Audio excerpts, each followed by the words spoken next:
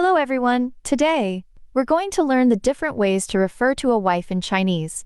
Each term carries its own nuance, level of formality, and cultural context. Let's go through them one by one. First, Laopo. This is the most common and colloquial way to say wife. It's used in everyday spoken language, especially among couples. It's casual, affectionate, and very widely used. Think of it like my wife or hubby in a relaxed setting. Second, iron. Literally meaning loved one, this term can refer to either a husband or a wife. It was especially popular in the mid to late 20th century and is still used today, often in formal or written contexts. It carries a warm, respectful tone, similar to my spouse or my better half.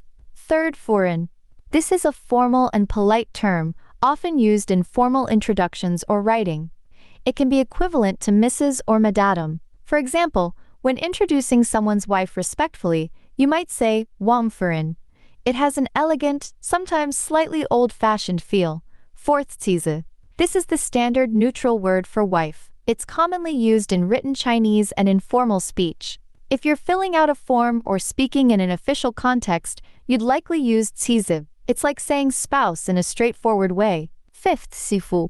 This is a very colloquial and regional term, more common in northern China.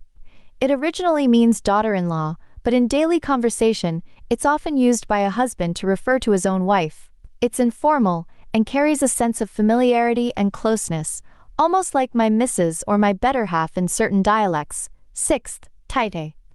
This term is somewhat formal and traditional, equivalent to Mrs. or Madam. It's often used in polite society or when addressing someone respectfully. You might hear it in phrases like 张太太. It can also simply mean wife in a refined, somewhat older generation context. Seventh, Lao baby. This is a playful, modern, and affectionate slang term. It combines Lao and the English word baby. It's like calling your wife my old baby in a cute, humorous way.